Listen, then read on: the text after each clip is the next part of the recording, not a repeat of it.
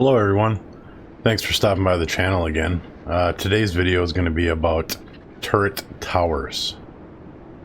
Just to start off, here's the finished project of my turret tower that I've been working on the design for about the past week or so.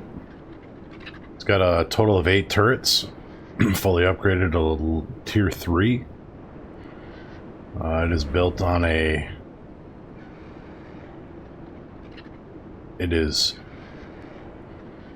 2 high, 1x1 base, a door on it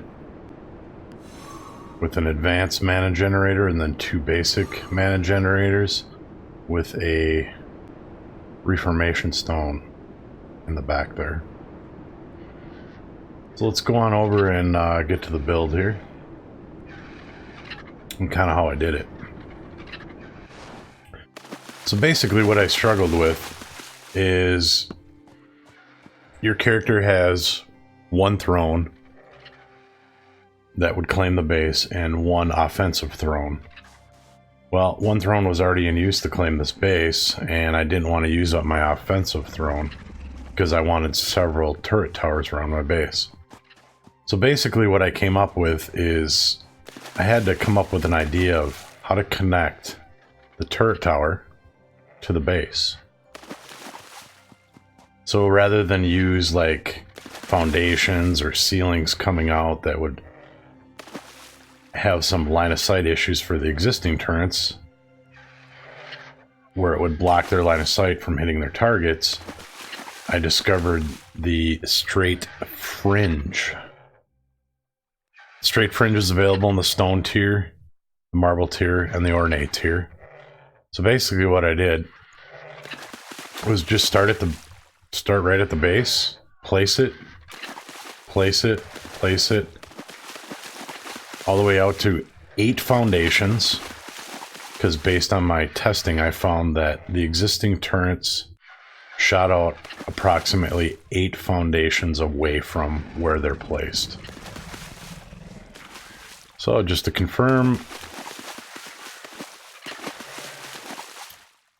it'd be 1, that's where the fringe starts, 2, 3, 4, 5, 6, 7, and 8. Let's go over here and kind of show you how I built it. This is just going to be a rough example, and it's going to be in the stone tier, which I recommend. Nothing less than stone. I would take the time to probably invest in marble versus how much value. 8 turrets fully upgraded to tier 3, an advanced mana generator, 2 basic generators, and that reformation stone. So let's go into the build. So that's just the scaffolding on the floor. I wanted to beef this up a little bit so someone can't just take an AoE frost spell, blow up that base, and then the whole turret tower would collapse. So what I added was pillars or support columns. I start off placing 1 in the middle, another one, so that's 3 on one side, 1 in the middle, 1 on that side, 1 in the corner, and another one in that, already placed in that corner, and the last one right there. So you'd have the health of the scaffolding, which is 5,600, plus each individual pillar, which is 2,800, and you have 3, 6, 9 pillars underneath that. So even if they did destroy, let's say, the scaffolding, the pillars are going to support the floor.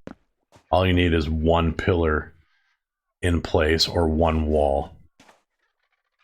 So after that, I placed some walls from some additional armor in support of the structure. And we get it up to the 2 height by placing another wall, because you cannot place the mana generators on the ground. They need to be on a floor. So right here, hypothetically, we're going to have a doorway, so you can get in and out and refill the mana generators. So that is going to be a door. So after the door is placed, I come in, I put the large mana generator, the more advanced mana generator, right in the middle. As you can see right there, so that gets placed, and then I place the basic mana generators a half tick away, and trust me, they all fit in here as long as you do it in this specific order. I know for a fact they fit.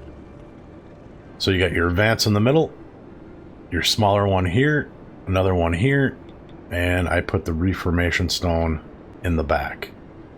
Doesn't really matter, you could put one in the front, you could put one in the back, maybe you wanted to put one in each corner. You can deviate from the build. This is just kind of a basic idea.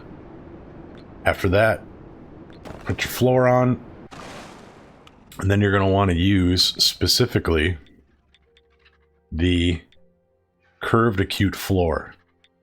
Not the large one, the small one. And how I place them is kind of like, it'll look like a, I don't know, like a ninja star when you're done. So all those four are placed. And then we're going to go underneath. Remember, there'll be a door here. And we're going to place them the opposite way.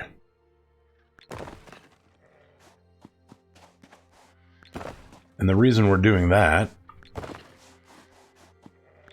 is to prevent any sort of line of sight issues. So if I match this one with this one down below, then hypothetically the turret couldn't shoot straight up because it's going to be blocked by this section right here. And the reason you use the acute floors is because the turrets will actually shoot straight down. So the proper placement for those, again, it's not going to place because I don't have the materials, but just so you get the gist of how this works, is you don't want them here. You want them actually floating. Right there is proper placement. Again, right in the curve, right there. It's a little finicky sometimes right there. All the way around, and follow suit on the lower acute floors.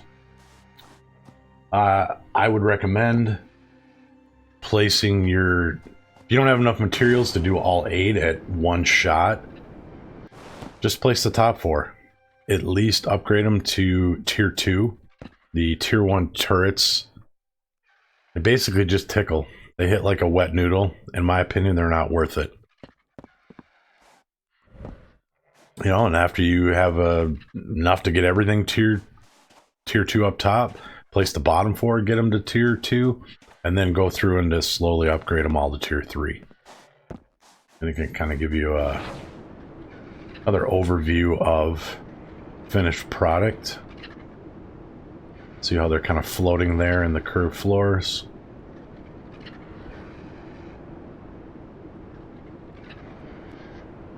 You should note, in case you're curious why there's not a wall here, a wall will not place here because of the fringe. The fringe kind of cuts in, so you'd have 2 walls. The game mechanics aren't going to let you. So you can see all the support columns down there. But everything else is encased.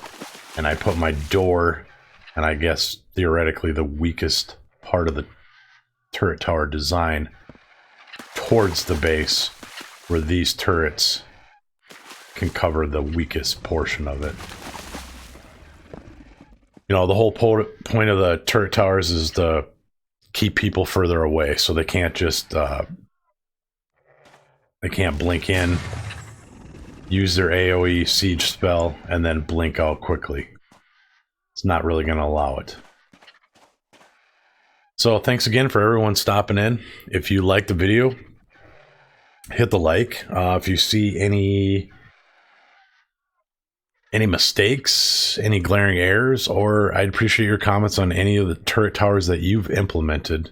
Also, subscribe to the channel to watch more Citadel Forged by Fire PvP tutorials videos that I have on my channel. Thanks again, everyone.